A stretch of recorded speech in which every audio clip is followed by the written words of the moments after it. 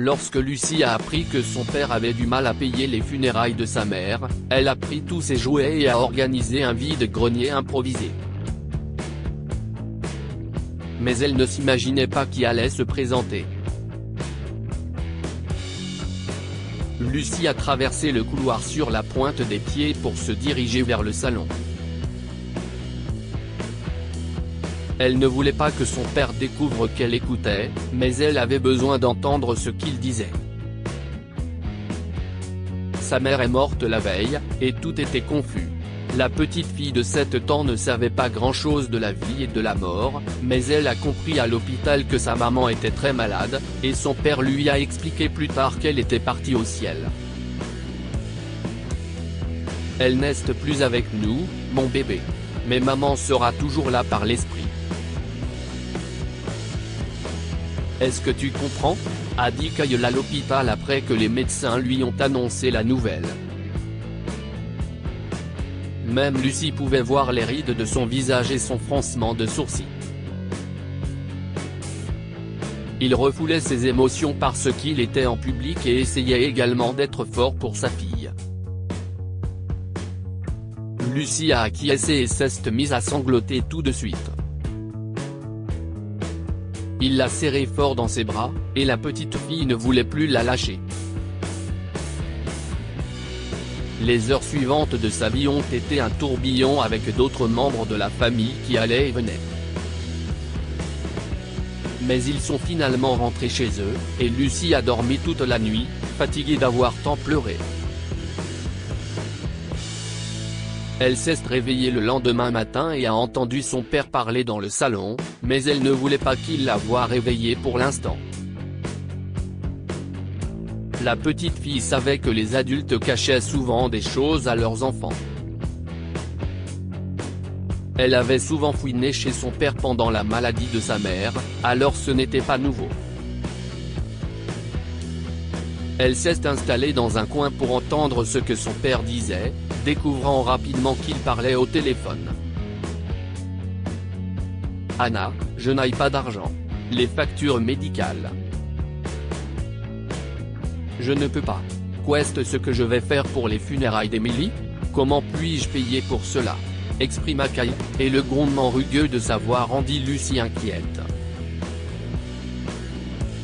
Son père a mis fin à l'appel, et Lucie s'est précipitée dans sa chambre. Elle observa ses affaires. Elle avait trop de jouets, de livres, de vêtements. Peut-être qu'elle pourrait vendre certaines de ses affaires pour payer les funérailles. Oui, si est-il la solution, a joyeusement pensé Lucie en se rappelant avoir vu des vides-greniers à la télévision et des enfants vendant de la limonade. Son père est entré dans sa chambre, lui a demandé de venir prendre son petit déjeuner et ils ont mangé en silence.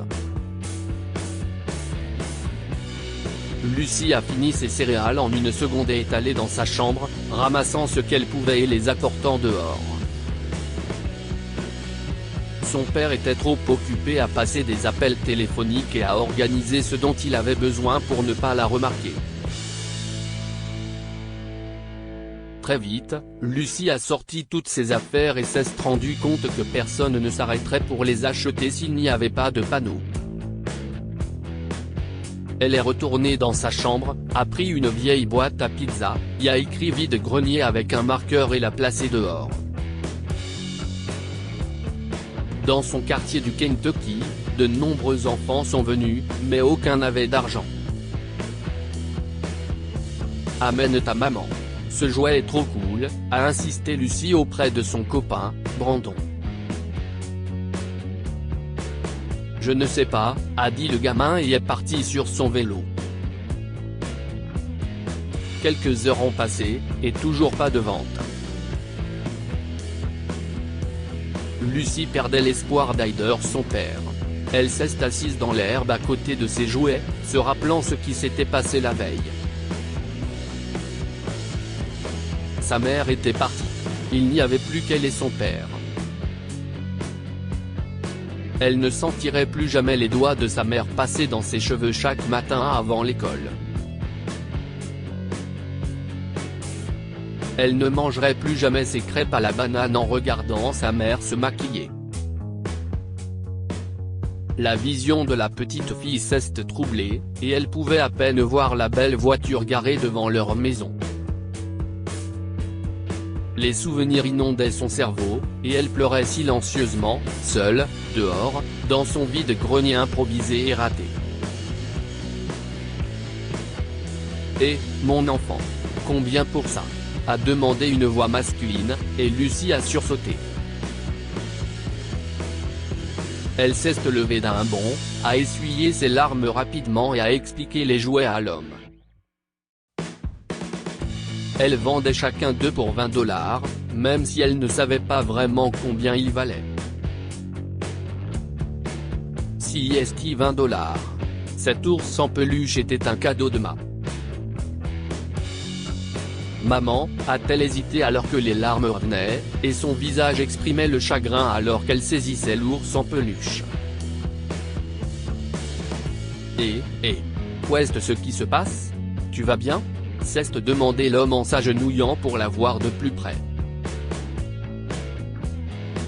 Lucie a sangloté et essaie d'expliquer, serrant fermement le jouet en fourrure.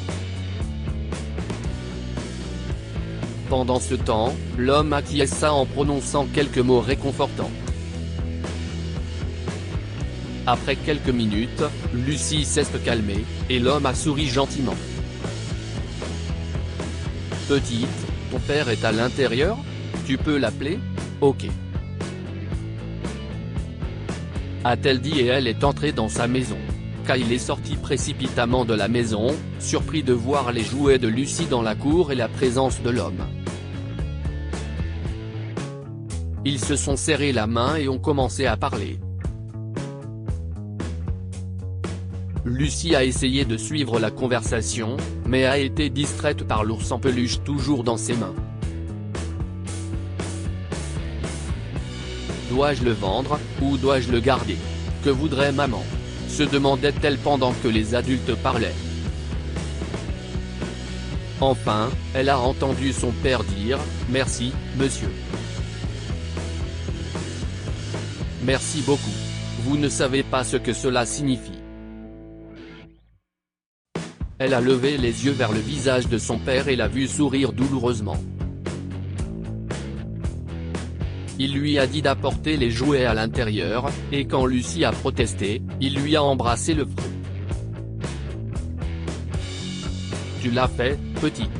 Tu as récolté de l'argent pour les funérailles de ta mère. » Bien qu'elle ne sache pas comment, Lucie a souri et a commencé à nettoyer le jardin. L'enterrement a eu lieu, et Lucie a oublié de demander comment elle avait réussi à réunir les fonds nécessaires avec toute cette agitation. Mais son père n'a jamais semblé s'inquiéter de l'argent ou des factures médicales de sa mère après cela. Des années plus tard, elle et son père étaient au cimetière en train de livrer des fleurs fraîches à sa mère pour son 10e anniversaire de décès et parlaient de leurs vieux souvenirs. Elle s'est souvenue de ce moment et l'a finalement interrogé à ce sujet. « Tu te souviens de l'homme qui t'a fait pleurer ce jour-là ? Eh bien, Towns m'a offert les services de son funérarium gratuitement avec tous les frais supplémentaires payés et même les fleurs incluses. Il m'a ensuite expliqué comment réduire les frais médicaux et demander l'annulation de la dette. Il a vendu ce funérarium il y a 5 ans et est parti en Floride.